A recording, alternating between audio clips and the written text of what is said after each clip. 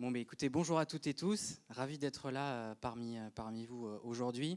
Donc moi, je suis Florentin Lutier, je suis adjoint à la maire de Paris, chargé de l'économie sociale et solidaire, de l'économie circulaire et de la stratégie zéro déchet. Donc évidemment, quand on est élu parisien comme moi, comme Stéphanie, aussi élue du 19e, on est partie prenante de la métropole du Grand Paris. Et on est bien sûr toujours très heureux de participer à des événements, surtout sur ces thématiques si importantes de l'économie engagée au sens large. Mais ce matin, on va parler plus spécifiquement de l'économie circulaire. Alors, voilà, c'est aussi l'occasion de croiser des collègues justement d'autres territoires, d'autres communes. On n'a pas tant que ça d'occasion en fait de se croiser et c'est bien dommage. En plus, moi je suis pas conseiller métropolitain, donc j'ai encore moins de chances de croiser les collègues. Mais voilà, pourquoi la métropole? C'est une échelle qui est vraiment pertinente sur les thématiques d'économie circulaire. On le voit bien sur un certain nombre de filières. Moi, en tant qu'élu parisien, je le vois. Si je raisonne juste à l'échelle de Paris intramuros, c'est clairement une impasse. Pourquoi? Parce qu'à Paris, par exemple, comme vous le savez, on a un prix du foncier qui est extrêmement élevé. Et donc, on ne peut pas avoir toutes les activités type petite manufacture, petite industrie, évidemment, sur le territoire du Grand Paris. On a plutôt observé, d'ailleurs, depuis un certain nombre d'années, un départ d'activités vraiment du secteur secondaire, hein, comme on dit, de petites manufactures, des activités manuelles. On a observé plutôt un départ assez massif de Paris, au profit donc de territoires soit métropolitains, soit régionaux. Alors c'est très bien, mais on est vraiment dans une volonté justement de se dire comment est-ce qu'on essaie de rationaliser plus ces problématiques-là à l'échelle de la métropole, étant donné qu'on est complémentaires. Et ma vision des choses, et c'est intéressant d'en discuter, c'est de se dire que sur chaque territoire, il faut qu'on ait des tissus économiques qui soient pluriels, qui soient variés. On ne peut pas être dans des hyper-spécialisations, chacun sur nos territoires, dans les activités économiques. Donc typiquement sur une filière qui je crois va nous intéresser ce matin, en l'occurrence la filière des 3E, comme on dit, hein, électronique et électronique numérique, on a besoin d'avoir à l'échelle métropolitaine une organisation de flux logistiques, de flux de production. Nous, à la ville de Paris, ce qu'on travaille beaucoup, c'est notamment dans le 19e, qui est Stéphanie qui porte beaucoup ce sujet-là dans son arrondissement sur cette filière. On a un grand projet de ressourcerie, recyclerie numérique, avec aussi des partenaires privés, des partenaires voilà, qui se présenteront tout à l'heure, et de se dire que on part d'un constat, puisqu'on a fait faire une étude à la ville de Paris, mais sur cette filière en particulier. On a essayé de savoir quel était le potentiel d'emploi dans cette filière des 3E à horizon 4 ans. Voilà, si on met vraiment le paquet, combien d'emplois on peut créer dans cette filière? On est arrivé au chiffre de 1500. 1500 emplois dans la filière donc, des 3E à horizon 4-5 ans, dans tous les métiers qui sont liés d'abord à l'éco-conception des produits, ensuite les métiers évidemment de la réparation, donc comment on répare les appareils, les métiers du reconditionnement, les métiers aussi de la gestion des pièces de rechange, des pièces de seconde œuvre, et puis les métiers aussi de gestion des déchets quand les appareils arrivent en fin de vie. Donc la question c'est comment, puisque ce chiffre-là que je vous donne, il est valable à l'échelle de la métropole, comment est-ce qu'on organise ça maintenant à l'échelle métropolitaine? Et pour ça, on a vraiment besoin donc de cet échelon de la métropole du Grand Paris et d'une stratégie, et c'est ce que vous portez à la métropole avec le vice-président Xavier Lemoine, de se dire il faut que tous les territoires on se mette autour de la table et qu'on réfléchisse comment on rationalise tout ça. Où est-ce qu'on met les unités de production, de reconditionnement, de réparation? Comment est-ce qu'on organise les flux logistiques? Avec quels acteurs économiques? Avec quel financement? Quelle clé de répartition? Quel lien avec la région? Évidemment aussi, quel lien avec tous les dispositifs législatifs et financiers qu'on a du côté de l'État? Donc tout ça, c'est des chantiers qui sont très importants et on a vraiment besoin d'une forme de planification en fait territoriale, parce que sinon on va partir dans tous les sens et on va être moins efficace. Donc moi, ce qui m'intéresse, pour pas être beaucoup plus long ce matin, dans ma petite parole introductive, c'est de voir comment est-ce qu'on peut s'organiser tout simplement sous la houlette de la métropole, entre territoires, pour créer des emplois dans ces filières d'avenir. Donc voilà, je vais m'asseoir, je vais écouter les intervenantes et les intervenants. Et en tout cas, n'hésitez pas aussi à venir si vous êtes, je ne sais pas exactement dans la salle, si vous êtes peut-être des entrepreneurs, des porteurs de projets ou peut-être des élus, enfin voilà, je reconnais quelques têtes. N'hésitez pas aussi à nous solliciter, nous, Ville de Paris, si vous avez besoin d'être accompagné en financement, en recherche de locaux, en communication. Vous avez mon adresse mail qui est sur le site internet de la ville, très facile à trouver. On est aussi à votre disposition. Voilà, et maintenant, je me tais et je passe la parole à Stéphanie. À Stéphanie, voilà. Merci à vous.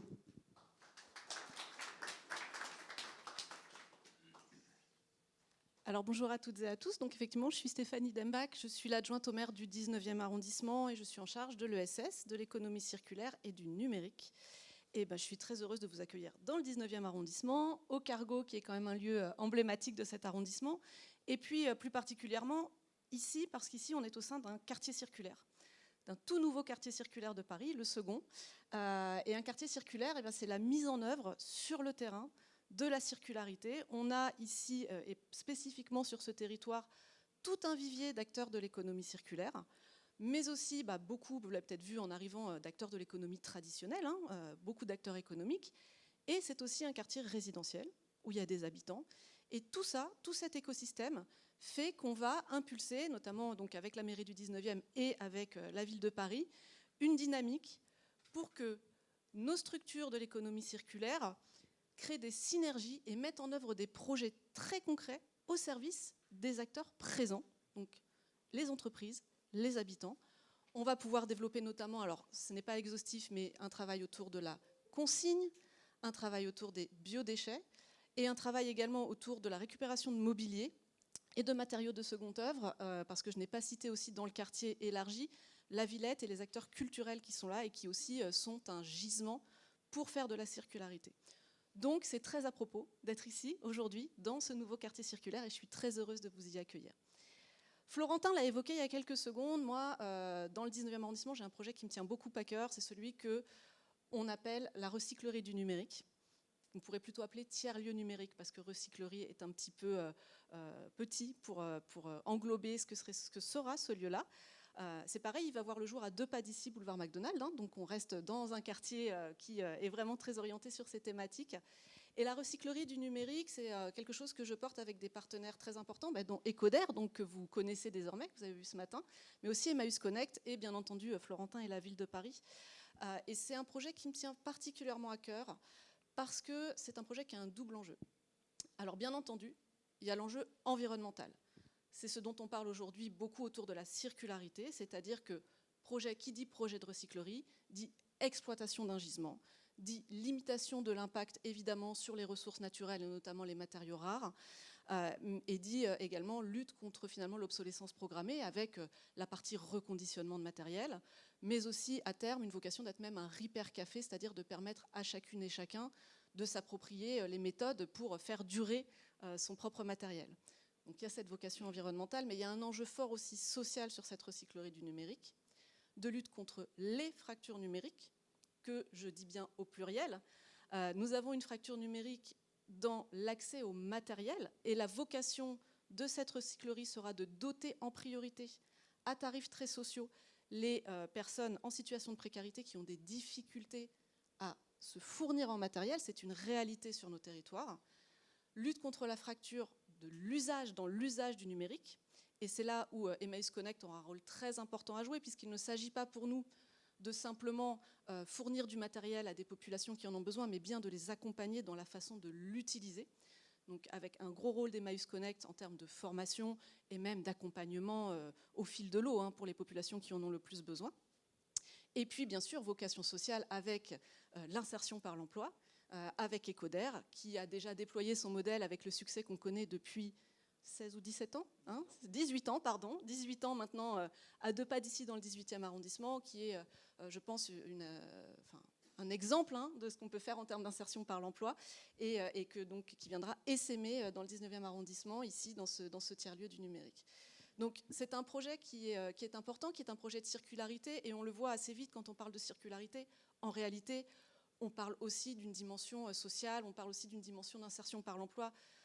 Tout ça, en fait, ce sont des initiatives qui sont très, très vertueuses. Elles sont d'autant plus vertueuses, elles sont d'autant plus intéressantes sur des territoires comme le 19e arrondissement, parce qu'on l'a vu notamment au moment de la pandémie, j'ai envie de dire. Les fractures numériques, l'accès au numérique, c'est absolument essentiel. On est sur un territoire qui est quand même d'une grande mixité sociale, où il y a des vraies situations de précarité, et l'accès au numérique, c'est l'accès aux études, y compris pour les plus jeunes, y compris pour les petits collégiens.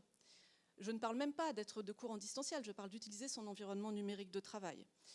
Je fais une petite parenthèse, pardon, je vais essayer de faire court, mais je fais une petite parenthèse parce que au sortir des confinements, j'ai eu une intuition sur le fait qu'on avait une difficulté sur l'usage du numérique chez les plus jeunes. Cette intuition, je l'ai faite confirmer par une mission d'étude qui a été menée par la DAZES, donc la direction des affaires sociales de la ville.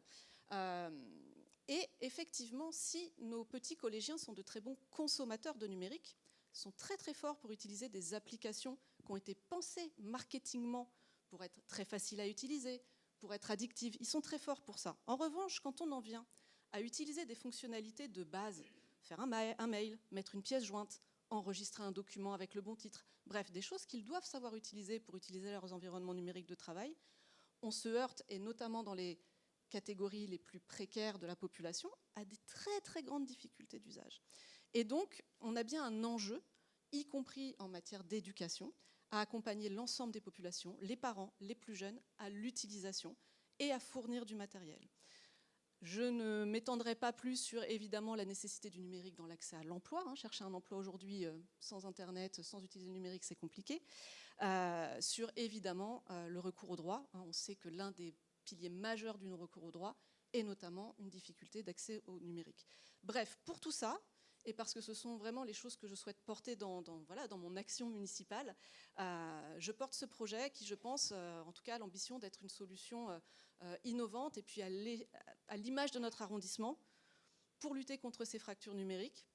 Je vais conclure rapidement en rappelant quand même que le 19e, c'est un des arrondissements les plus peuplés de Paris, c'est un des plus populaires de Paris, que proportionnellement, en fait, c'est celui qui a, celui qui est le moins doté en structure d'accompagnement et d'accès au numérique.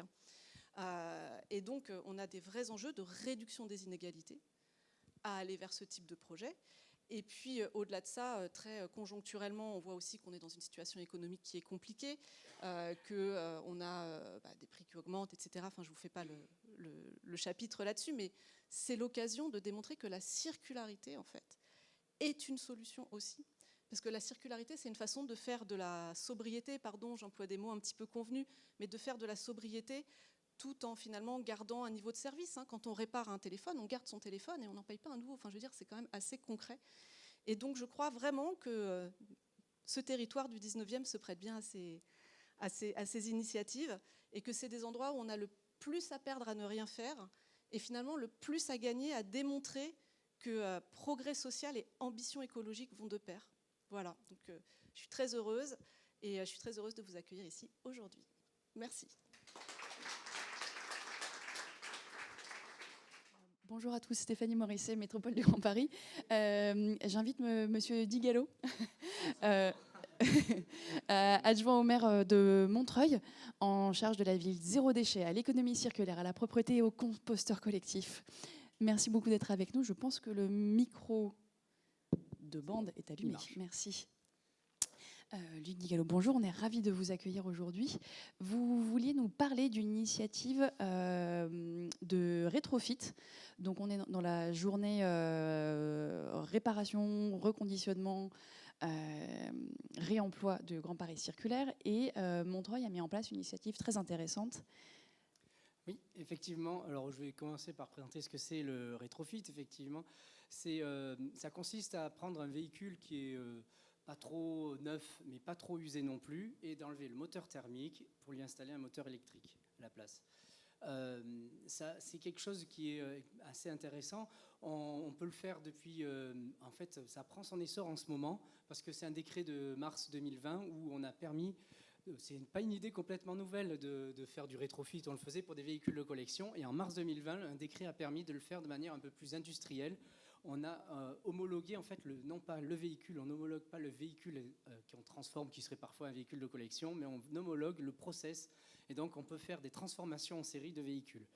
Et donc, à Montreuil, d'ailleurs, on fait ça avec des véhicules de roues. C'est l'entreprise Noil qui est hébergée par l'incubateur pour une start-up. Mais nous, on le fait en tant que ville. Alors, je suis en tant que ville pour les véhicules utilitaires.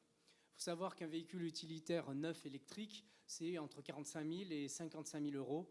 On a dans le garage municipal de Montreuil à peu près 50 véhicules utilitaires, des gros utilitaires. Donc ça, vous faites le calcul, il y en a pour plus de 2 millions d'euros rien qu'à passer à l'électrique pour les véhicules utilitaires. Et donc, et surtout, donc en fait, on a été démarché par l'entreprise. On a passé un contrat avec une entreprise qui s'appelle Tolv, qui est à Grenoble, qui va faire du rétrofit de véhicules utilitaires. Donc là, ça nous permet, excusez-moi, ça nous permet de faire, donc de passer à l'électrique nos véhicules pour des prix tout à fait raisonnables, puisque en fait, c'est à peu près, alors actuellement, la moitié du prix, mais avec une montée en charge avec plus de véhicules, on pense que ça va passer quasiment à un tiers du prix d'un véhicule neuf. Ça répond à 2 enjeux écologiques assez importants.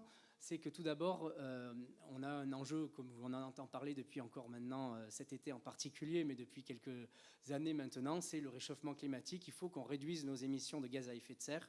Et aussi, en particulier dans la métropole et en particulier dans les grandes métropoles, c'est réduire les émissions de gaz de particules fines.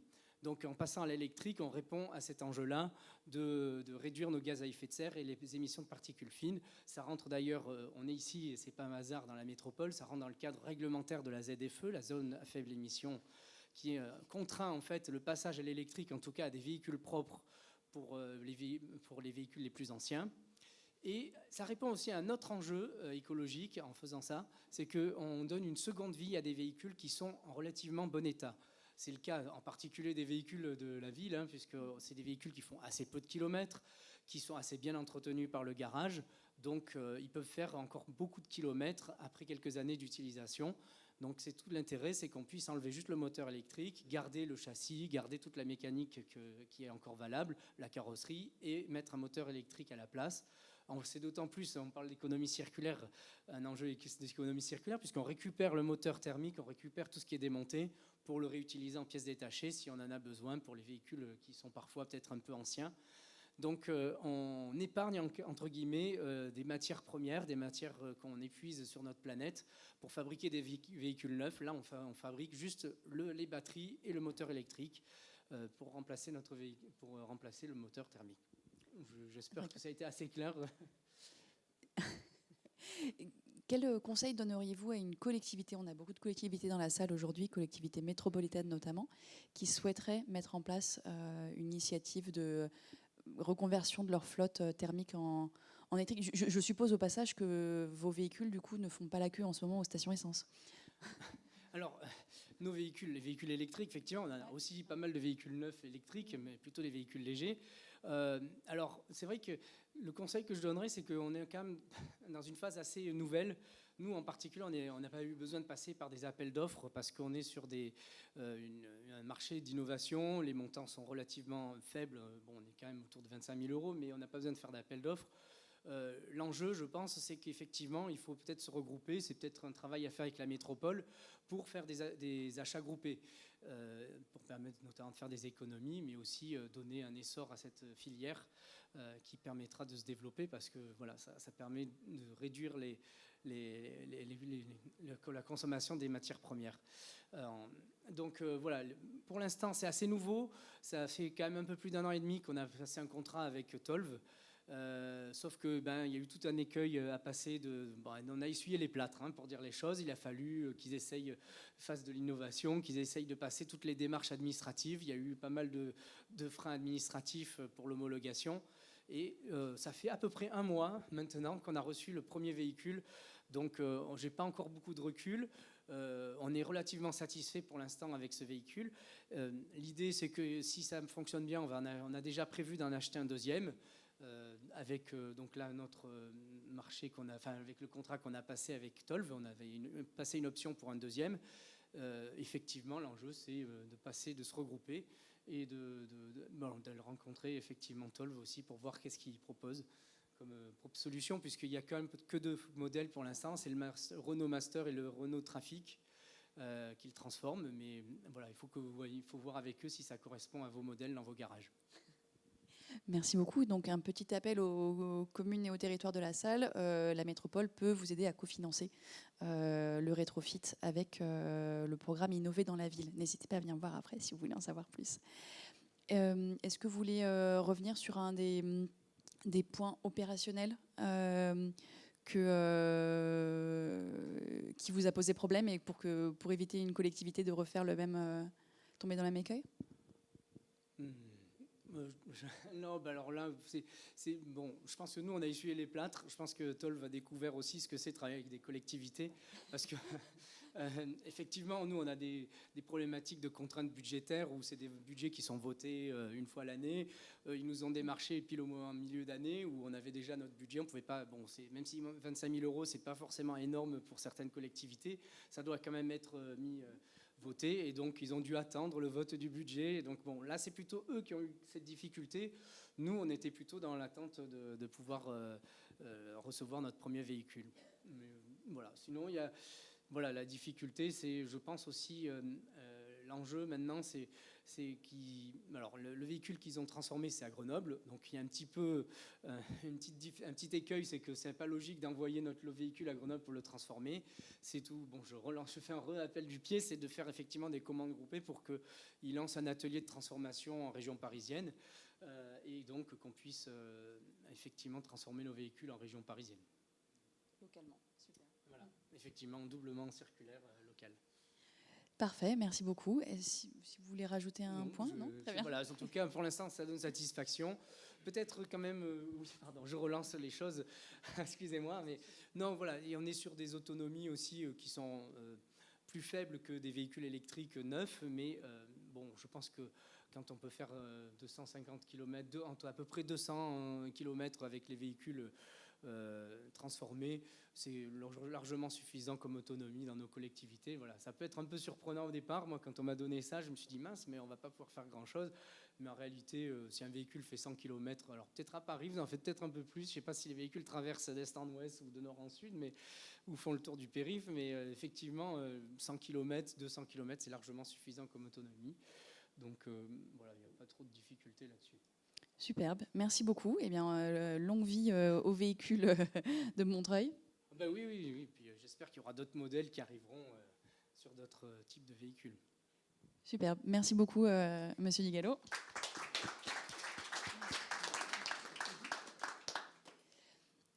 Et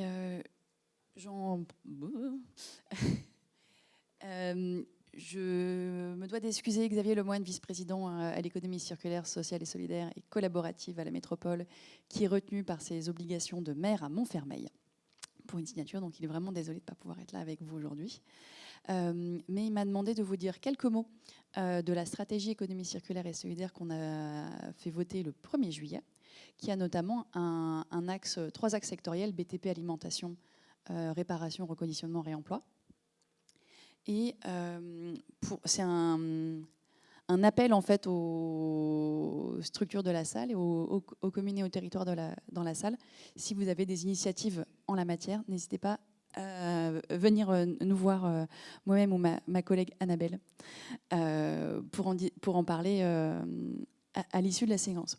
Donc sur notre axe 3R, on va avoir une priorité qui va être de soutenir l'émergence de lieux, d'espaces circulaires et solidaires, des Fab Labs, des makerspace et autres termes anglophones qu'on aime bien prononcer dans un incubateur de start-up. Accompagner la mise en place de projets, soit en subvention avec des associations, soit en partenariat avec nos communes et nos territoires. Ça peut être de l'accompagnement financier, de l'accompagnement à l'ingénierie de projet. On sait que vous avez des équipes petites dans vos collectivités. On peut vous accompagner notamment via le projet Innover dans la ville. Mise en place de kiosques solidaires, recensement des acteurs locaux de la réparation et du reconditionnement. Donc, je vous donne un exemple, par exemple sur le reconditionnement informatique. On a procédé à un recensement de tous les réparateurs reconditionneurs. Donc ça va du petit réparateur de quartier sur l'iPhone cassé jusqu'à Ecoder, qui est capable de réparer des flottes entières d'appareils d'ordinateurs, comme on dit techniquement, d'ordinateurs. Et on va les mettre à disposition des communes et territoires dans le cadre des marchés conformes à la loi AGEC. Donc vous savez, la loi anti-gaspillage pour une économie circulaire a voté dans son article 58 l'obligation pour les acheteurs publics d'intégrer 20% de matériel issu du réemploi. Donc c'est une obligation pour communes et EPCI. Donc les communes ont parfois du mal simplement à émettre leur marché puisqu'elles sont dans l'incertitude de pouvoir trouver une réponse à leur appel d'offres. Donc via ce recensement qu'on partage aux communes et aux territoires, ça nous permet de mettre en avant les acteurs locaux. Monsieur Di Gallo parlait de zones faible émission, les ZFE, les 3 lettres qui font le plus peur aux automobilistes en ce moment. On travaille sur un recensement des technologies de rétrofit. Il y a Tolv ex Phoenix Mobility, il y a NOL, il y a de plus en plus de startups et même de grosses entreprises qui se positionnent sur le sujet, ainsi qu'un état des lieux des flottes privées et professionnelles des véhicules de la métropole. Et dernier point et j'en finis, on travaille aussi sur le volet commande publique, à la fois avec les centrales d'achat, donc un travail avec l'UGAP, qui est dans la salle,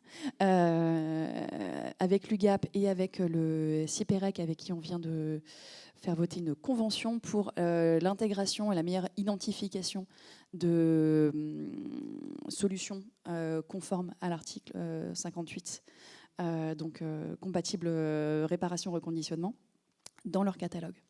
Et tout cela se fait en s'appuyant sur le programme d'accompagnement aux achats circulaires et solidaires, dont je dis un mot avant de finir. Ah, j'ai perdu un slide. Ça perd l'hypopète.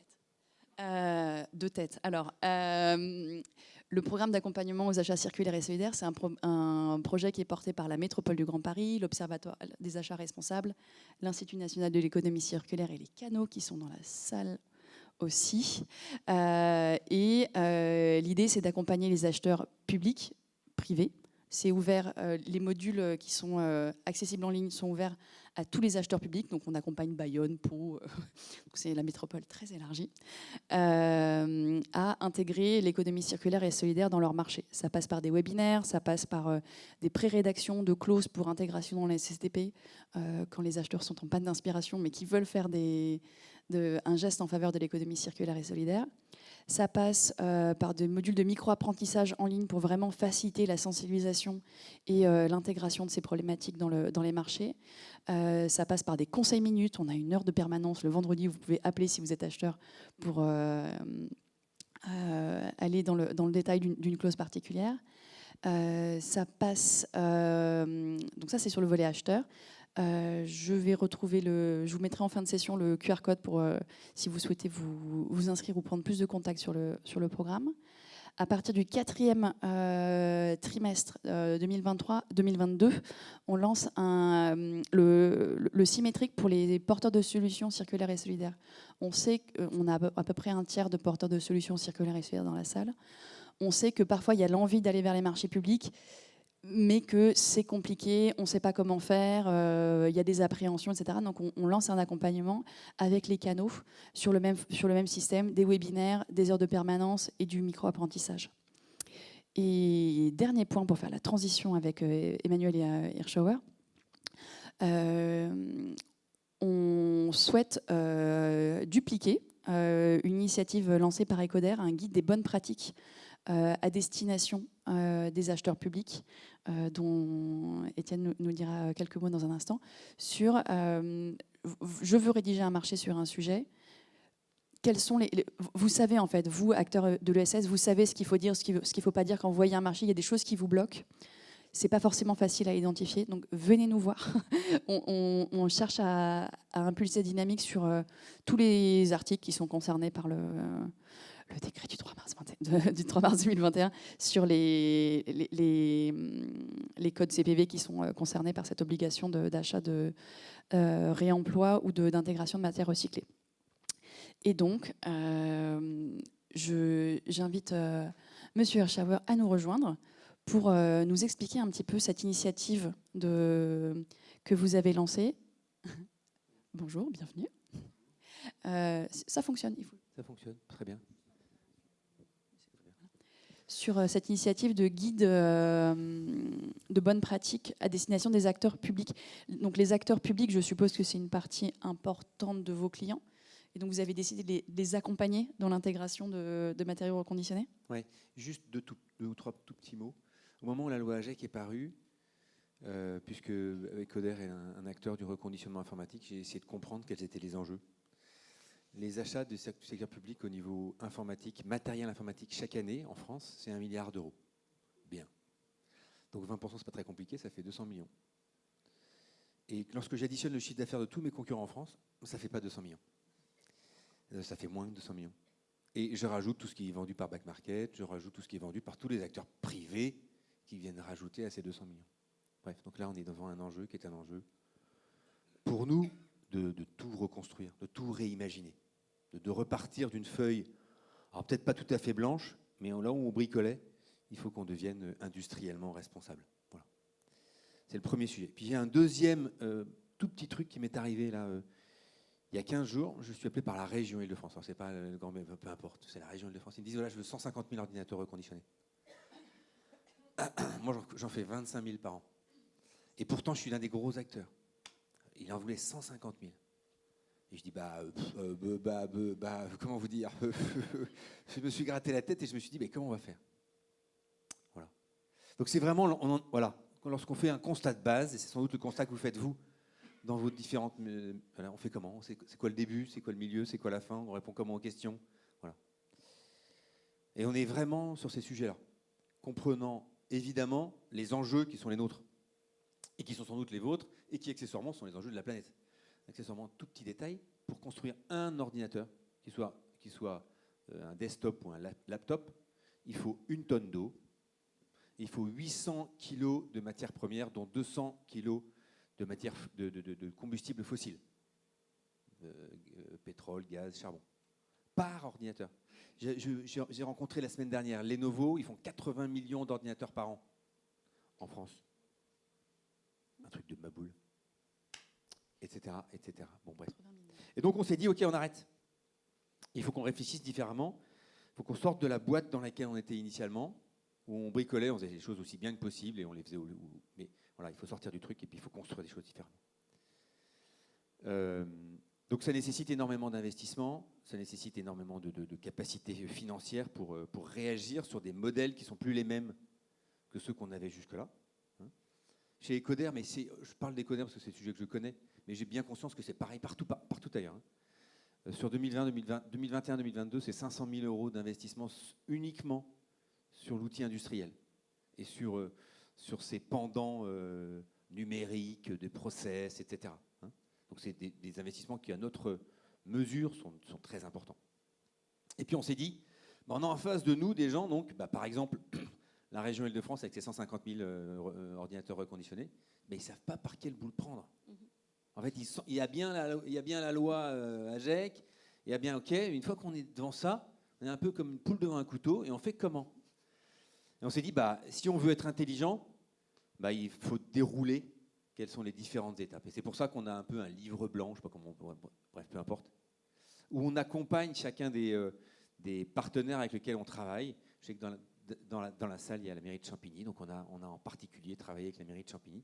Ils ont été l'un des premiers avec lesquels on a commencé à travailler il y a maintenant un an, voilà, sur des premières demandes importantes de plusieurs centaines d'ordinateurs reconditionnés. Et donc, grâce à cette expérience, et on répond maintenant quasiment toutes les semaines à un nouvel appel d'offres qui paraît sur ces sujets-là, et on a un petit savoir-faire qu'on met à disposition, évidemment, pour qu'il y ait un effet d'entraînement et que entre la poule et son couteau, il y ait finalement une amitié qui se crée, progressive, pour que voilà, on en fasse quelque chose de vertueux et que ça aille dans cette dimension-là et qu'industriellement, on puisse éviter à chaque fois qu'on achète un ordinateur de se dire c'est 1 tonne d'eau et 800 kilos de matières premières que je viens de dépenser. Alors évidemment pas en France, dans tous les cas en Chine, mais voilà. Je ne sais pas si ça répond à la question, mais c'est ça le sujet.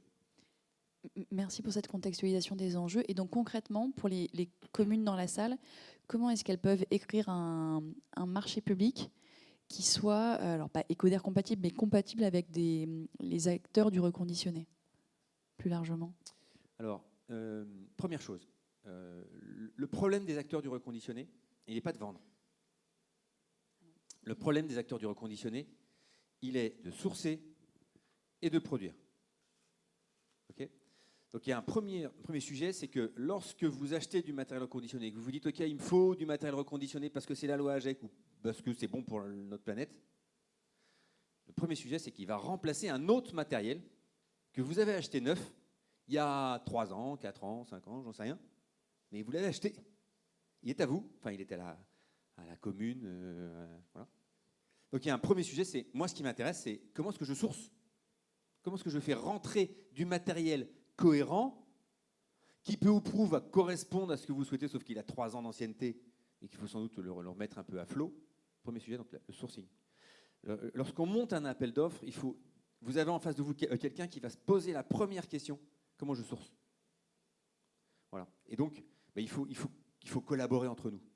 Il faut que ce partenariat il s'établisse non seulement dans j'ai un caillou dans ma chaussure, il faut que j'achète 20% de mon matériel informatique en reconditionné, il faut se mettre ensemble autour d'une table et penser sourcing. Voilà. Ensuite, sur la partie industrialisation, je viens de vous en parler, là c'est de notre côté, c'est notre métier, il faut qu'on le fasse bien et qu'il faut qu'on vous assure que lorsque vous achetez un matériel reconditionné, c'est marrant, quand on achète un matériel reconditionné, je ne sais pas si vous avez ça en tête, mais moi-même dans ce métier, je me dis, est-ce que je ne vais pas avoir une emmerde? Excusez-moi, mais dans 15 jours, et je ne vais pas avoir la moitié de mon matériel qui va me revenir. Voilà. C'est de moins en moins vrai. Aujourd'hui, chez Ecoder, et on n'est sans doute pas les meilleurs, on a 4% de retour sur le matériel reconditionné. 100 machines vendues, 4 qui reviennent dans la garantie et qu'on fait un échange standard. Hein. Donc, il faut sauter ça. Il faut travailler en partenaire. Voilà. Et le sourcing est là, l'une des grosses clés de notre capacité à faire. Je vais vous donner 2 exemples. Le site de Lyon, on vient de monter à Lyon un hub de l'économie circulaire. Alors, je sais que ce n'est pas Paris, mais bon, il se trouve que nous, on travaille aussi à Lyon.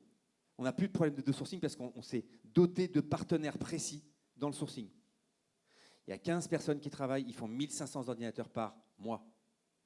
Sur le site de Paris, ici, il y a, je ne sais pas, ceux qui sont venus visiter avec nous, une 50aine de personnes qui travaillent aux ateliers. D'accord? Eh bien, on en fait sensiblement moins. On en fait à peu près 600 par mois. Parce que dans un cas, on n'a pas de problème de sourcing. Dans l'autre, on a des problèmes de sourcing. Enfin, on a des sujets de sourcing. Donc, c'est vraiment important. Et donc, je pense que ça doit rentrer dans une histoire de partenariat entre la structure publique et puis la structure qui va reconditionner de fait. Que ce soit Ecoder ou n'importe quel autre d'ailleurs. Encore une fois, notre problème à nous n'est pas de vendre. Enfin, notre problème est d'accompagner ensuite tout ce chemin entre la demande initiale, initiée par la loi ou pas, et puis le moment où vous allez en effet pouvoir avoir ce matériel disponible et puis qui va convenir à vos utilisateurs, soit administrés, soit agents, soit peu importe. Je me permets une incise sur le sujet du don de matériel informatique. On sait qu'il y a plusieurs d'entre vous dans la salle qui ont eu des problèmes pour essayer de donner, collectivités qui ont essayé de donner, et c'est très complexe, on le sait. Donc, qu'est-ce qu'on fait quand c'est très complexe? La métropole est partie essuyer les plâtres, comme Montreuil sur le rétrofit.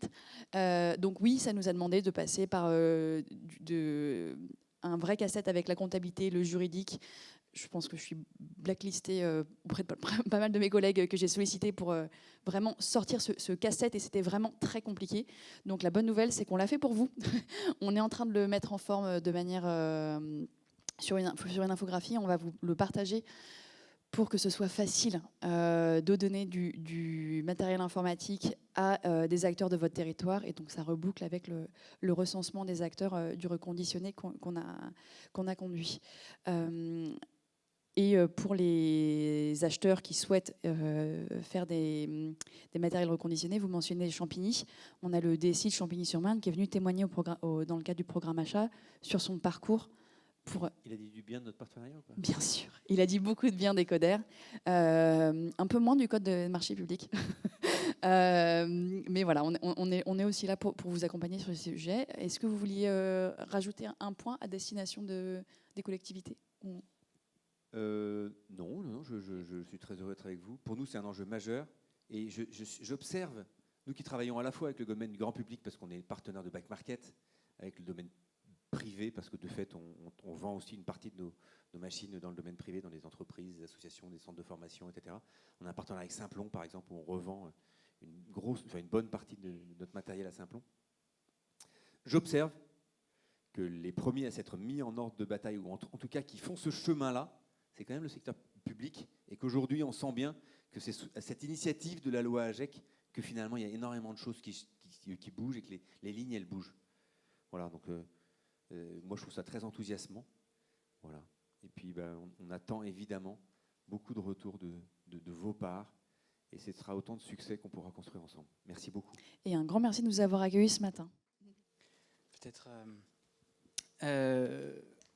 vous dire peut-être quelques mots, parce que moi j'étais très sensible à votre intervention sur le fait que sur toutes ces nouvelles filières, on se sent parfois démuni sur comment avancer concrètement. C'est-à-dire qu'on a des objectifs, on fait des stratégies d'économie circulaire, des plans d'économie circulaire, en lien évidemment avec aussi le monde de l'ESS de plus en plus. Et d'ailleurs, la métropole, c'est une stratégie du Grand Paris circulaire et solidaire, parce qu'il y a de plus en plus d'acteurs de l'ESS et notamment dans l'insertion par l'activité économique qui se positionnent sur ces filières-là. Qu'est-ce que nous, modestement, à la ville de Paris, on a essayé de mettre en place depuis quelques années pour essayer d'accompagner la montée en gamme de ces filières? Déjà, on a parlé de la commande publique. Notre nouveau schéma de la commande publique responsable qu'on a voté à la ville de Paris, on s'est fixé des objectifs assez ambitieux quand même. Déjà sur le côté économie circulaire, puisque dans notre spazer, comme on dit, 75% des marchés de la ville de Paris sur la période 2022-2026 doivent contenir au moins une clause en économie circulaire. Ça, c'est ce qu'on met dans le plan qu'on fait voter en Conseil de Paris. Mais après, tout ça, c'est dans les mains des directions de la ville de Paris, des différentes directions, direction d'urbanisme, direction des affaires économiques, etc., direction de la propreté. Et après, c'est la capacité des acheteurs aussi de la ville de se saisir de cet objectif qui est contenu dans le schéma de la commande publique responsable et de rédiger les marchés en connaissance de cause. Mais pour ça, il y a un gros besoin de formation. Et c'est vrai que c'est très précieux qu'on ait des acteurs, notamment que la métropole aussi prenne sa part là-dedans. C'est-à-dire qu'on arrive aussi à former les acheteurs de nos collectivités pour qu'ils sachent bien rédiger le marché et qu'ils calibrent aussi le marché de manière à ce que ce ne soit pas que les gros acteurs en place, privés, capitalistiques classiques, qui puissent répondre, mais qui puissent aussi avoir des acteurs de l'économie sociale et solidaire et de l'insertion qui puissent répondre. Et pour ça, il faut allotir, comme on dit, c'est-à-dire qu'il faut faire des marchés découpés en plus petite taille, parce que sinon, les acteurs, ils n'ont pas la capacité de répondre. Et moi, ce que je me dis toujours quand je vois le tissu de l'ESS, qu'on essaie d'accompagner aussi vers la transition de l'économie circulaire, c'est un moment, le fameux débat sur la montée en échelle. Comment on fait, vous donniez des ordres de grandeur, hein, comment on fait un moment pour répondre massivement à une demande qui arrive de plus en plus fort sur l'économie circulaire? Nous, honnêtement, les communes, et nous, la ville de Paris, on est quand même une commune riche, on n'a pas la capacité aujourd'hui d'accompagner suffisamment les acteurs économiques en investissement, par exemple, pour qu'ils s'équipent en infrastructure ou même en fonctionnement, pour qu'ils puissent, à très court terme, monter très fort en volume. Donc ça, c'est évidemment la région, c'est très bien qu'ils commandent. Après, je pense aussi qu'ils mettent de l'argent en face, mais clairement, les masses d'argent dont on a besoin sont considérables. Et ça, nous, les communes, on ne peut pas porter ça. D'ailleurs, en vrai, ce n'est pas notre compétence. Hein. On n'a pas la compétence de développement économique, c'est la région ou c'est l'État. L'État qui nous fixe un cadre réglementaire. Et après, il faut qu'il y ait des dispositifs aussi financiers. Mais souvent, les dispositifs aussi financiers, vous disiez tout à l'heure, juste avant, c'est de l'argent, ça ruisselle comme ça. C'est la capacité aussi, quand l'État met en place des grands appels à projets ou des fonds, etc., des acteurs locaux à s'en saisir. Et moi, un grand obstacle que je vois, et là c'est plus un sujet politique, c'est le sujet quand même de la décentralisation. On est quand même dans un pays extrêmement centralisé, où les collectivités territoriales n'ont finalement pas grande marge de manœuvre financière, et ça c'est un vrai problème pour le développement de l'économie circulaire. Donc moi je pense que sur ces enjeux-là, il faut absolument qu'on défende, mais collectivement, acteurs publics, acteurs privés, beaucoup plus d'ambition en termes de décentralisation. Parce que si on veut arriver à créer des boucles locales dans le réemploi, dans la réparation, il va falloir que les collectivités territoriales soient beaucoup plus fortes et beaucoup plus de moyens financiers. Donc nous, après, tous nos outils classiques, des appels à projets par exemple, on essaie de les flécher de plus en plus vers l'économie circulaire. À la ville de Paris, on a pas mal d'appels à projets à destination des structures d'insertion par l'activité économique, donc chantier d'insertion, entreprise d'insertion, vous connaissez tous cet issu d'acteurs de l'insertion. Maintenant, on fait des appels à projets fléchés sur des filières d'économie circulaire pour ces acteurs-là. C'est-à-dire que s'ils veulent venir chercher de l'argent de la ville de Paris pour leur développement économique, il faut qu'ils s'engagent dans des activités d'économie circulaire. Donc ça aussi, ça fait partie des choses qu'on fait. Et puis peut-être aussi un dernier sujet, un dernier outil qu'on utilise, c'est l'outil, je parlais tout à l'heure de planification. Nous, on essaie c'est pas qu'on essaie, on le fait, mais après, on progresse, on avance. Des comités de filière. J'ai beaucoup parlé dans mon mot d'introduction de la filière numérique, électronique, électroménager, mais on a d'autres filières prioritaires dans lesquelles on cherche vraiment à faire monter l'ESS et l'économie circulaire. C'est le textile. Paris, quand même, ville historique de la mode et du textile. Comment on fait pour qu'on ait des ateliers de production à Paris, des petites manufactures dans le textile circulaire et solidaire? On a les sujets logistiques. Donc là, on a un PTCE aussi qui va monter en puissance dans le nord-est parisien. On a des acteurs comme Carton Plein, la logistique bas carbone, la cyclo-logistique, etc. Donc ça, il faut qu'on accompagne aussi. On a toute une filière autour du bâtiment, BTP, construction. Alors ça, c'est pareil, je voudrais citer les canaux, parce que les canaux, ils ont mis en place tout un cycle de formation qui s'appelle les chemins du bâtiment circulaire, qui vise à former les acteurs à des techniques de construction beaucoup plus circulaires, beaucoup plus écologiques. Donc voilà, et puis on a une filière aussi qu'on a ciblée, c'est la filière des sorties des emballages plastiques jetables. Donc là, c'est tous les systèmes de consigne pour réemploi, les contenants réutilisables. Et pour nous, dans la perspective des Jeux Olympiques et Paralympiques 2024, c'est un gros enjeu, parce que à Paris, c'est 15 tonnes par jour de déchets plastiques jetables qui finissent dans les poubelles, ou ça c'est dans le meilleur des cas, ou par terre dans la vente à emporter. Tous les gens qui viennent à Paris pour travailler, qui mangent du midi, par exemple, voilà, c'est de l'emballage jetable. Comment on fait pour lutter contre ça? Il faut qu'on mette en place des systèmes de consigne avec des contenants réutilisables. Mais là, et je terminerai là-dessus, c'est encore un sujet de filière économique, c'est-à-dire qu'on voit bien que sur des filières émergentes comme ça, on a plein de petits acteurs qui se positionnent. Je prends l'exemple de la consigne, des acteurs de petite taille qui veulent faire chacun toute la chaîne, ils se positionnent sur toute la chaîne de production, ils veulent faire la collecte, ils veulent faire le lavage, ils veulent faire la logistique, ils veulent faire les systèmes de paiement en caisse consigne, etc. Mais ils sont chacun petits. Et donc, en fait, on n'arrive pas, en plus sur un territoire où, imaginez, les gens, ils arrivent, ils ont 5, 6, 7, 8 opérateurs de consigne différents, avec 5, 6, 7, 8 marques différentes, etc. Ça ne va pas. Donc, à un moment, sur nos territoires, c'est vrai qu'il faut qu'on arrive. Et c'est pour ça qu'on fait des comités de filière, à mettre les acteurs autour de la table et à dire, voilà, comment est-ce qu'on peut se répartir intelligemment sur la chaîne de valeur? Qui est plutôt fort sur le lavage? Allez-y, on va vous accompagner sur le lavage. Qui est plutôt fort sur les collecteurs? Allez-y, etc., etc. Et là, on peut un peu massifier parce qu'on fait des économies d'échelle. Et ça, je pense que c'est à nous de le faire, les collectivités. Mais on retombe encore une fois sur ce que je vous disais, c'est-à-dire on peut faire de la stratégie, mais il faudrait qu'on ait beaucoup plus de moyens financiers. Et ça, c'est un sujet qui reste devant nous. Voilà. Merci.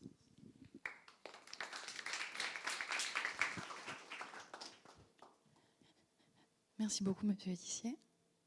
Je me mets là.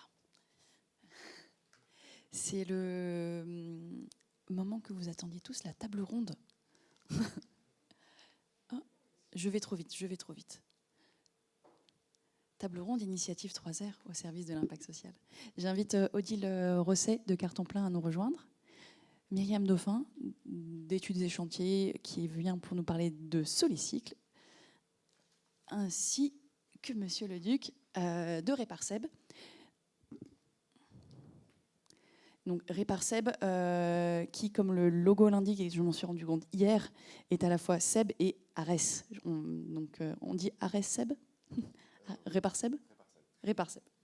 Je vous invite à prendre les micros.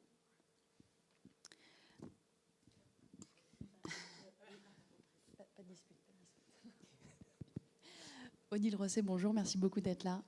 On est ravis d'accueillir Carton Plein. On serait bienvenus aussi faire une visite de Carton Plein, mais les distances à pied sur une demi-journée, c'est un petit peu compliqué. Mais peut-être on aura le plaisir de venir vous rendre visite une prochaine fois. Parlez-nous un petit peu de Carton Plein. Quelle est votre activité et à quel stade de développement en êtes-vous? Merci. On vous accueille avec plaisir quand vous voulez. Effectivement, on n'est pas très loin des portes des Poissonniers pour l'atelier sur la revalorisation du carton. Merci de l'invitation. À quel stade de développement? On vient de fêter nos 10 ans, donc à la fois c'est déjà ça, et à la fois on est quand même encore en construction et en structuration. Nous, on est né d'une amitié entre une personne qui vivait à la rue et qui était bifin, donc qui récoltait les métaux et qui les revendait au poids, et un habitant du 18e. Et ensemble, ils se sont dit, il y a des choses à faire en matière d'économie circulaire pour créer de l'activité pour des personnes en situation de très grande exclusion, et notamment les personnes à la rue. Donc c'est vraiment ça notre histoire, et on essaye de la raconter encore aujourd'hui. Comment toutes ces nouvelles activités, logistique douce, économie circulaire, réemploi, peuvent être mises au service aussi de l'inclusion sociale. Et du coup, c'est ce qu'on fait. Donc on collecte le carton à vélo. Et par là, on a développé effectivement tout un service de prestation de cyclo-logistique, donc de collecte de carton, mais de plus en plus de nouveaux flux. Et on a parlé de biodéchets tout à l'heure, on collecte aussi les biodéchets, on peut collecter les masques à l'époque Covid, les mégots, etc., enfin, pour le compte d'autres structures. Et donc on offre toute une palette aussi de services de cyclo-logistique, de transport, livraison et de déménagement. Donc on est un acteur de ce que Paris a voté il y a 10 ans, qui s'appelle le dispositif Premières Heures. Donc il y a un dispositif très particulier en amont de l'insertion, donc sur des contrats à très faible volume horaire. Donc nos collègues viennent travailler chez nous quelques heures par semaine. C'est vraiment une réaccroche, une remobilisation personnelle et professionnelle par l'emploi. Et on est aussi un acteur de l'insertion par l'activité économique, un peu dans les suites, en étant chantier et entreprise d'insertion. J'ai perdu la question. Ça, c'était un peu la présentation. Le stade de développement. Alors, géographiquement, on est vraiment un acteur très parisien, étant né dans le Nord parisien. Donc notre atelier de revalorisation du carton est porte de la Chapelle, porte des Poissonniers dans le 18e. L'atelier cyclo-logistique est dans le 11e, donc ça nous permet aussi de couvrir, en étant 100% vélo, il y a une problématique effectivement de la distance, donc ça nous permet de mailler comme ça un peu le territoire. Et on essaye de déployer, en partenariat avec tout un tas de structures, le principe des premières heures. Donc on a ouvert un atelier carton à Nanterre, qui en est au stade aussi où on essaye de basculer sur de l'activité cyclo-logistique, parce que tous les dispositifs et les activités sont hyper complémentaires. Donc quand on a un premier maillon, il faut assez vite qu'on mette les maillons suivants. Et on se lance aussi dans l'aventure Premières Heures sur Saint-Denis, en partenariat avec la régie de quartier de Saint-Denis. Donc aujourd'hui, on est sur ces 4 ateliers. Et pour parler aussi un peu aux collectivités, on sait que plus on a de l'activité pour nous est un support, c'est le cœur du projet social, c'est par le travail qu'on réaccompagne les personnes, mais c'est aussi évidemment ce qui fait la faisabilité, la viabilité économique du projet. Donc j'allais dire, à partir du moment où on a des nouveaux marchés, de nouvelles perspectives d'activité, on peut imaginer soit la traiter depuis Paris, soit s'implanter ailleurs. Pour l'instant, on est plutôt dans une logique francilienne. On a eu à un moment des grands débats sur est-ce qu'on partait ailleurs ou pas. Je pense qu'il faut savoir aussi consolider ses bases avant de partir, mais voilà où on en est aujourd'hui. Super, merci beaucoup. Myriam Dauphin, vous voulez présenter Solicycle ? Oui. Bonjour, donc Myriam Dauphin, je dirige l'association Études et Chantiers Île-de-France qui porte la marque Solicycle. Études et Chantiers Île-de-France, c'est un acteur francilien de l'insertion par l'activité économique, atelier chantier d'insertion, entreprise d'insertion. Et on accueille environ 400 salariés en insertion par an sur toute l'Île-de-France. On est un assez gros acteur de l'insertion. Et il y a 15 ans, moi je venais d'arriver et on était plus petits et on nous a proposé de travailler sur la récupération de vélos et l'insertion, et d'utiliser la mécanique cycle, la production de vélos issus du réemploi, du conditionnement, pour permettre l'insertion sociale et professionnelle de certaines personnes. Et comme je venais d'une famille de cyclistes et pas de footeux, j'ai dit banco, c'est vrai ça. Et on s'est lancé là-dedans parce qu'il y avait aussi des liens par rapport à la transition écologique. Donc il y a 15 ans, on ne parlait pas de transition écologique, mais c'est parce que on avait l'intuition forte que les métiers liés à l'environnement et l'insertion sociale avaient très fort à faire ensemble. C'est valorisant pour des personnes en insertion de contribuer au mieux-être sur la planète et au mieux-être dans les quartiers. Voilà, donc c'est pour ça que pour nous c'est un pari réussi et intéressant. Donc depuis 15 ans, Solicycle, donc c'est maintenant 7 ateliers vélos solidaires sur toute l'Île-de-France, dont 2 à Paris, plus un atelier sur les berges de Seine. On est présent à Saint-Denis, Clichy-la-Garenne, Beson, Les Ulysses, historiquement, j'en oublie. Paris 14e, Paris 18e et bientôt à Garges, dans le Val d'Oise. Solicycle, donc à chaque fois, chaque atelier, c'est 12-15 personnes qui collectent des vélos, qui les remettent en état, qui les vendent. Et donc, actuellement, on reçoit par an 120 mécaniciens cycles dédiés au réemploi.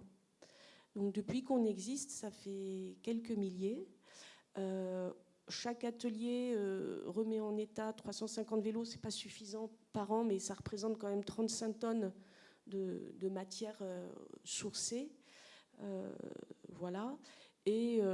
Mais Solicycle, c'est pas seulement un projet lié au réemploi.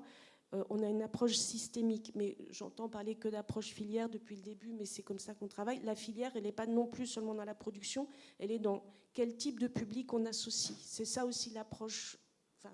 Moi, j'ai une formation en écologie au départ, donc on essaye d'avoir une approche écosystémique, systémique.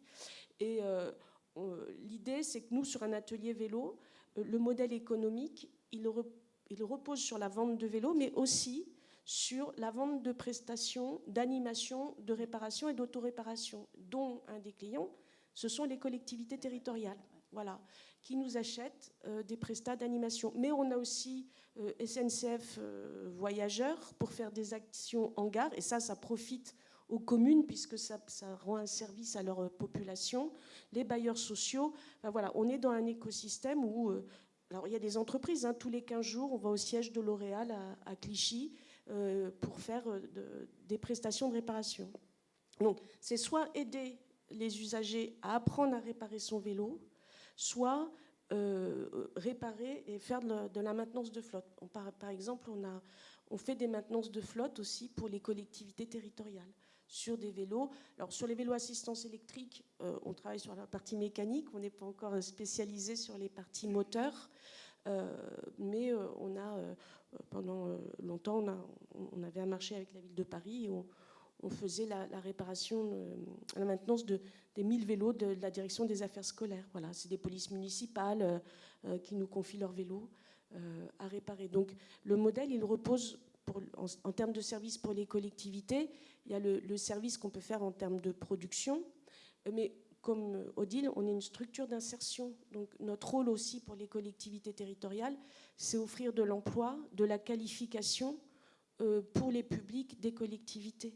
Voilà, les publics les plus éloignés, parce que je crois que je l'ai dit l'autre fois, en Île-de-France, on a des gros clusters d'ingénierie, de recherche, voilà, avec une capacité, une valeur ajoutée, j'allais dire, de jus de cerveau très importante. Mais il y a toutes ces populations qui sont dans les interstices, qui sont à la fois géographiques et symboliques par rapport à l'accès à la formation, etc. Et ça nous semble important de donner aussi de la visibilité à ces personnes.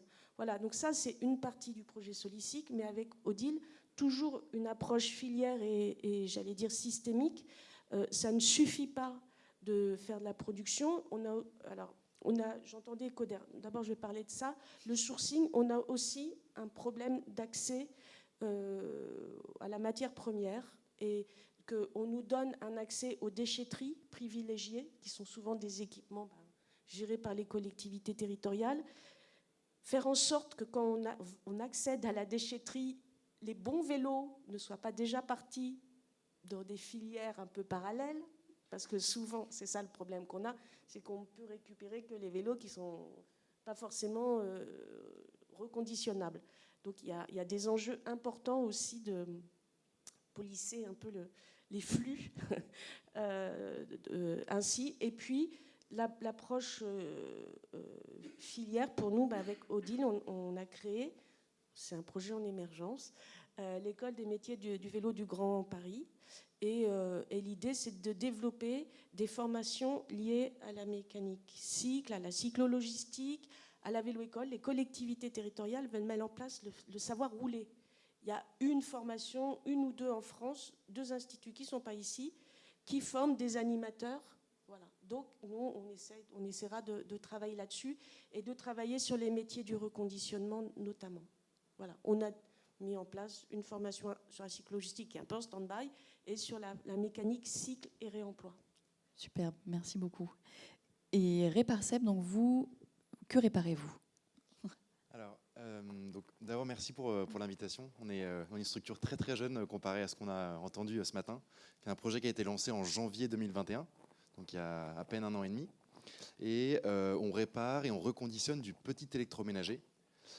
Donc concrètement, des machines à café, des aspirateurs, des fours,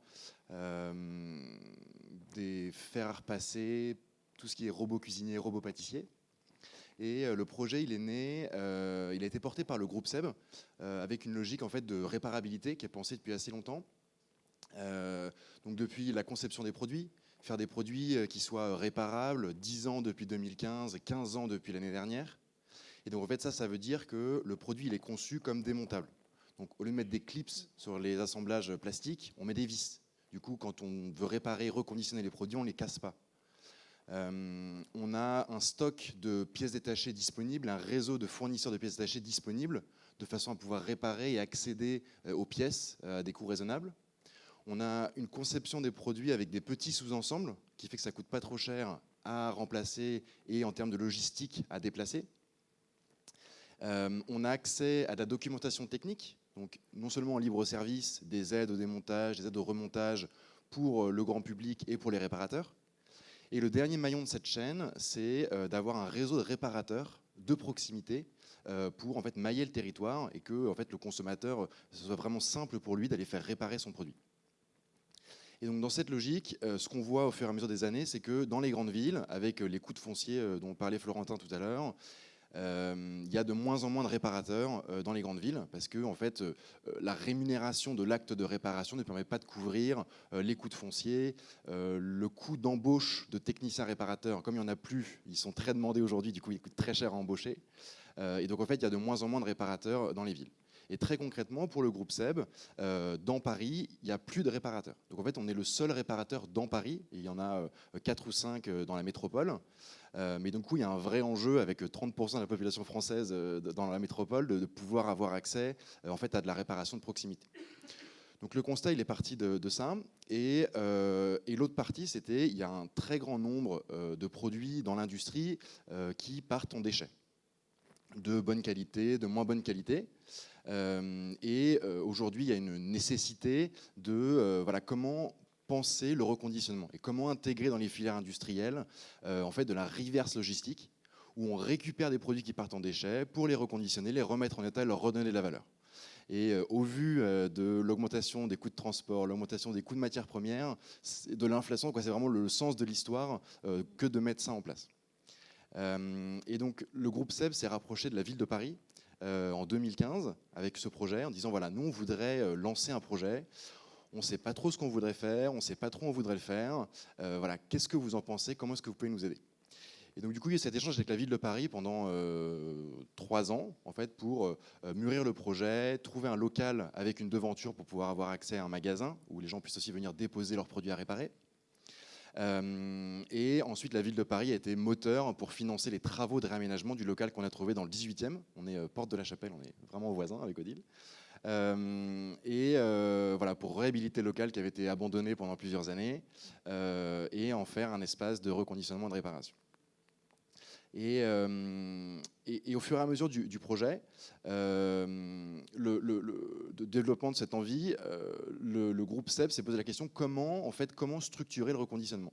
Est-ce qu'on le fait nous-mêmes? Est-ce qu'on sollicite un réparateur? Est-ce qu'on embauche un réparateur? Ils se sont rapprochés de la ville de Paris également, demandant voilà, est-ce que vous aurez des partenaires que vous pourriez nous indiquer pour lancer ce projet?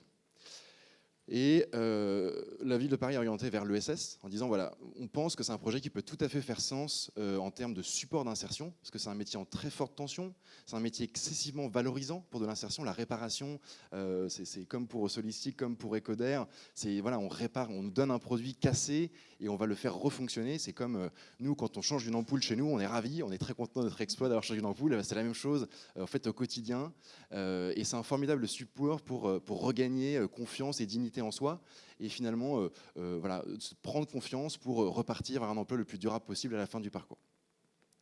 Et donc c'est comme ça que le groupe SEB a été mis en contact avec le groupe ARES. Le groupe ARES, c'est un groupe d'insertion essentiellement en Île-de-France qui accompagne avec différentes formes de structures environ 2000 personnes vers l'emploi par an sur des parcours d'insertion. Donc l'idée, c'est accueillir des personnes qui sont éloignées de l'emploi, qui vont être issus de parcours migratoires, qui vont être issus de parcours de rue, de problématiques d'addiction, de problématiques de handicap, et les accompagner dans un parcours d'insertion voilà, pour reprendre confiance en soi par le travail et voilà, et au fur et à mesure du parcours d'insertion, retrouver un emploi le plus durable possible ou une formation qui les amène vers un emploi après un temps de parcours. Et c'est comme ça que le projet Réparseb est né et qu'aujourd'hui on est capable d'accompagner environ 16 salariés Porte de la Chapelle et à terme de pouvoir accompagner une trentaine de salariés, on espère d'ici 2024, pour les former au métier de la réparation et du reconditionnement de petits électroménagers. Sur un seul site ? Pour le moment. Voilà, pour le moment, aujourd'hui, nous, on a un enjeu, on est très très jeune. Odile parlait de consolidation après 10 ans. Nous, on est en phase de voilà, se trouver. Aujourd'hui, notre modèle, il n'est pas viable économiquement. Et c'était un message très fort qu'on porte tous les acteurs de ce projet, de dire, voilà, pour que ce modèle il soit viable et que ce soit vraiment un support d'emploi sur ce métier en tension, et il soit possiblement duplicable, il faut que ça soit viable économiquement. Donc aujourd'hui, nous, le principal enjeu, c'est comment est-ce qu'on rend ce modèle viable économiquement. Comment est-ce qu'on travaille la prestation de la réparation avec le constructeur. Comment est-ce qu'on s'intègre dans la politique de réparation nationale avec le fonds de réparation. Comment est-ce qu'on valorise le reconditionnement. Aujourd'hui, on est tous à tâtons sur le reconditionnement. Alors les ordinateurs, c'est un peu plus mature. Donc je pense que la rémunération de l'acte de reconditionnement, il est plus mûr. Le petit électroménager, on est quasiment le seul acteur. Et donc en fait, on est vraiment à tâtons pour voilà, voir ce qui fonctionne pas, quelle est la valeur, et enfin développer de la vente de façon à équilibrer le modèle. Donc nous aujourd'hui, on est vraiment dans la phase de trouver notre modèle sur lequel on peut arriver à un équilibre économique. On n'a pas vocation à faire du profit, juste être à zéro et de pouvoir accompagner le plus de personnes possible vers l'emploi par an. Et une fois que ça c'est fait, à partir de là, on peut discuter duplication parce que du coup, on a un projet qui est existant, qui fonctionne et du coup qui est facile à dupliquer dans d'autres métropoles, en région parisienne et dans d'autres régions. Super, merci beaucoup. Odile Rosset, vous m'avez fait parvenir quelques photos. Est-ce que vous voulez nous expliquer ce qu'on voit sur ces images ? Alors, je ne sais plus ce que j'ai envoyé. Je pense que ça parle de soi-même. Hein. Donc effectivement, il y a toute une... Là, on voit plutôt l'activité de cyclo-logistique. Peut-être ce qui est à noter pour vous expliquer aussi mieux notre activité. Donc là, c'est la partie collecte, donc la collecte de carton auprès. Alors là, on voit pas très bien. D'ailleurs, je ne sais pas où on est en haut à gauche, mais on collecte essentiellement maintenant. Auparavant, c'était auprès des particuliers. C'était comme ça qu'on s'est fait connaître. Aujourd'hui, c'est plutôt auprès des professionnels, commerçants. Donc beaucoup de textiles et beaucoup de chaussures. Voilà, on va collecter par exemple tous les rames, tous les Minelli, tous les Kawaii, des chocolatiers Ducasse aussi. Enfin, voilà, un peu tous azimuts, parce que le carton, c'est quand même un gisement, ce qui est considéré comme un déchet que la plupart des structures ont. Et donc, nous, on va le collecter pour le revaloriser, le revendre comme carton de réemploi. Et puis en bas à droite, par exemple, vous voyez, ça, je reconnais les sacs de chez Vépluche. Donc, on collecte les déchets verts et Vépluche, donc qui fait du compost derrière. Donc là aussi, je pense que ce qui est intéressant, c'est toute cette complémentarité. On parle tous d'écosystème et on a un travail à faire aussi avec les collectivités sur connaître cet écosystème. Voilà, il faut que nous, on soit au courant que des structures comme Vépluche se créent et qu'elles travaillent là-dessus. Et par rapport à ce que disait Florentin tout à l'heure aussi, je pense qu'on a intérêt à se spécialiser. Beaucoup de structures y vont la fleur au fusil sur tout. Quand on a commencé à collecter les biodéchets, par exemple pour les alchimistes, au début, les alchimistes faisaient leur partie collecte. Et à un moment, ils se sont dit, la collecte à vélo, en fait, c'est un autre métier. Il faut connaître la flotte, il faut savoir entretenir la flotte, il faut savoir former les livreurs à vélo, etc. Donc c'est quand même un autre métier. Et finalement, je dis pas chacun chez soi, hein, c'est pas au contraire, c'est vraiment pas ça, mais de jouer les complémentarités entre les différents projets. Oui, alors il y a d'autres, voilà, une photo de déménagement. Donc on fait aussi du déménagement à vélo. On essaye de jouer la carte carton vraiment sur l'ensemble de la chaîne. Donc les cartons qu'on va collecter, on va les réemployer, on va les revendre à des particuliers, des professionnels, souvent pour du déménagement, mais pas que. Voilà, il y a des jolies photos de fleuristes parce que ça rend toujours bien en photo.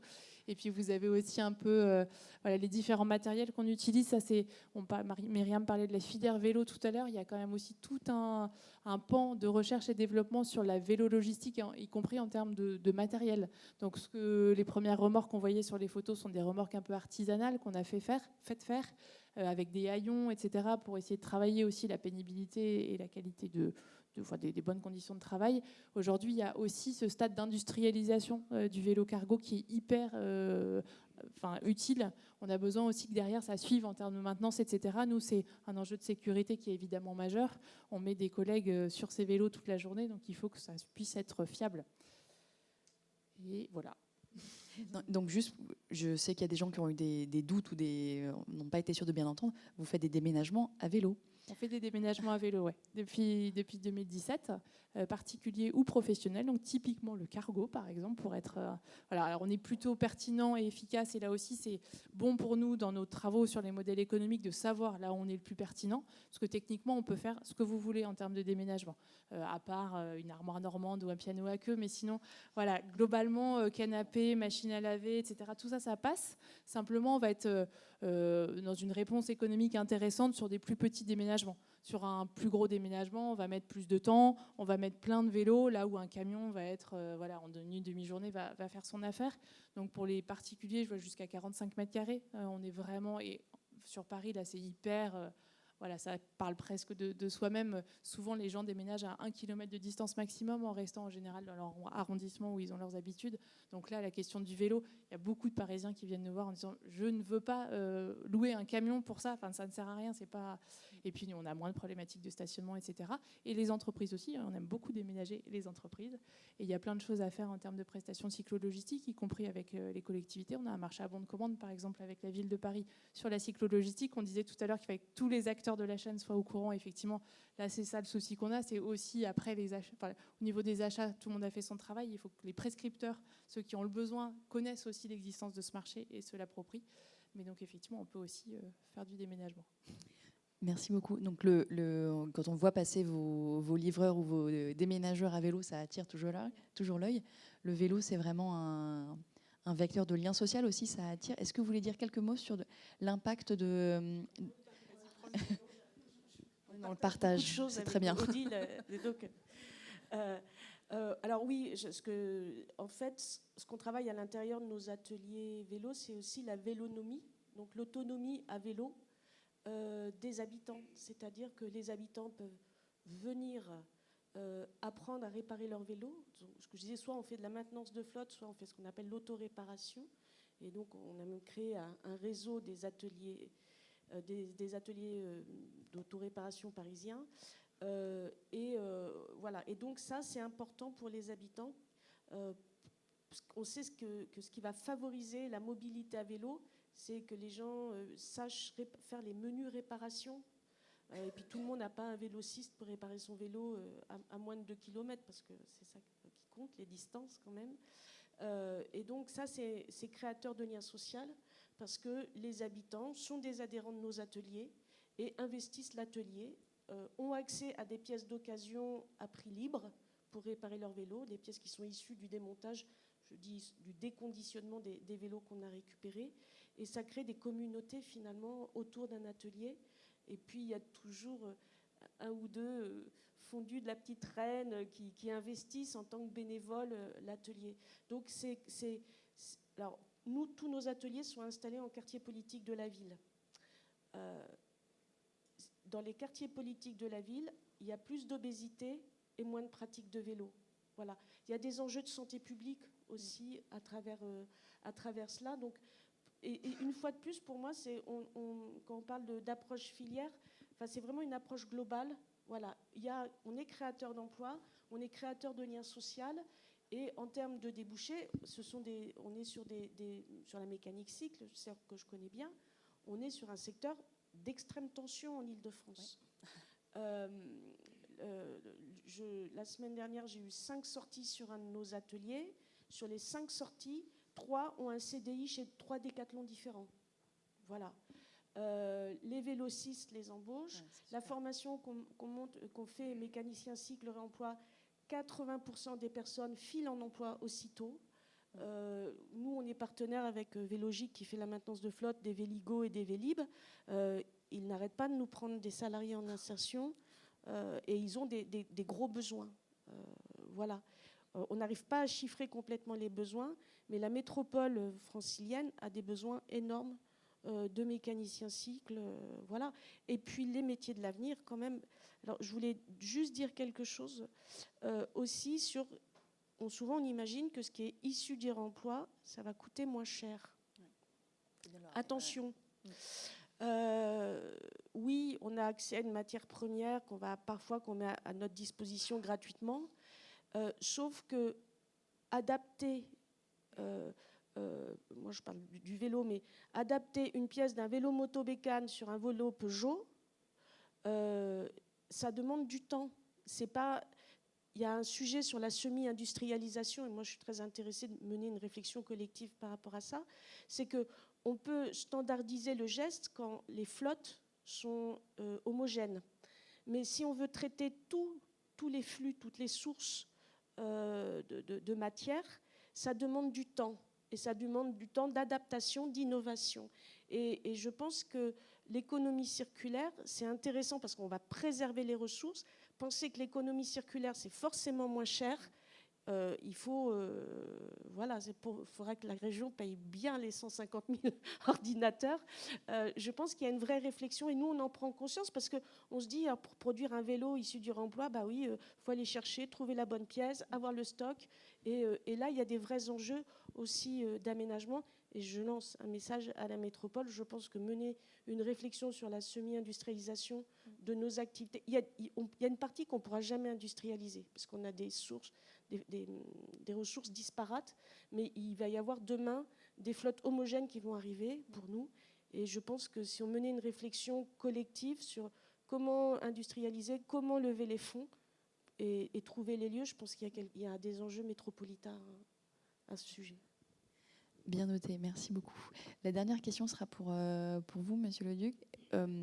En termes de sorties positives, on a entendu la grosse demande sur la cyclo-logistique, les réparateurs vélos.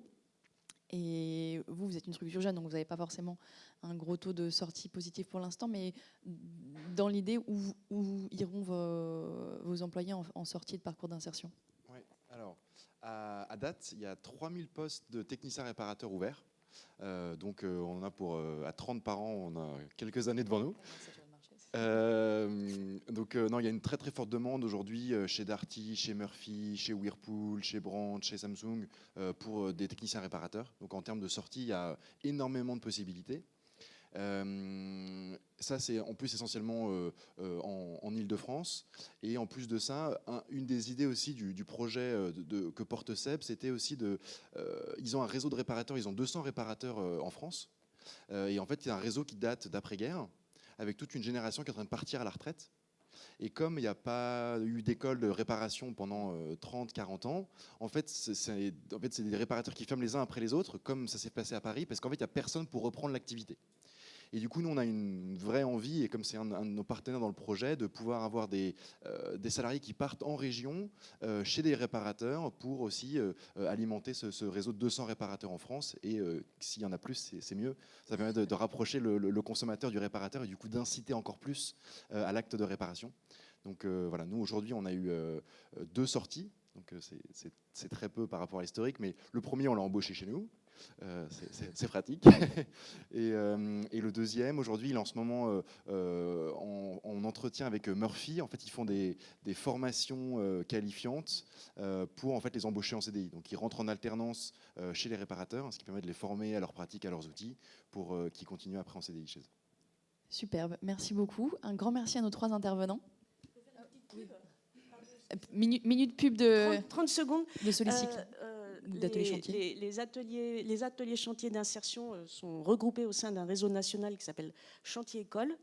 Et le 22 et 23 novembre vont avoir lieu nos premières journées nationales autour de la mobilité pour les et de l'insertion. Le thème, c'est mobilité des publics en insertion et aussi tous les métiers de la filière, que ce soit les garages solidaires, les vélos, etc. Et Odile et moi, on y animera aussi des ateliers, chacune dans nos domaines. Voilà, Superbe. donc, ça peut intéresser des techniciens des collectivités territoriales. Bien sûr, merci beaucoup. Si je peux me permettre. Odile, réfléchissez à votre minute de pub. Venez découvrir l'atelier Porte de la Chapelle. On est au 73 Porte de la Chapelle, à la sortie du métro et du tram. Voilà, c'est un super atelier. On vend des produits du coup reconditionnés par les salariés sur place. Voilà, on a besoin de vendre et de se faire connaître pour équilibrer le modèle. Donc pour les collectivités, on est très ouvert pour échanger, pour voir comment on peut vous fournir. Et puis voilà, aidez-nous à nous faire connaître et en parler et venir visiter l'atelier. Merci beaucoup. Donc Odile, vous avez des cartons à vendre, c'est ça? Si vous achetez un fer à repasser chez Olivier et que vous voulez l'envoyer à l'autre bout de la France, passez chez nous, achetez un carton et voilà, vous aurez bouclé la boucle. Super, merci beaucoup à vous trois.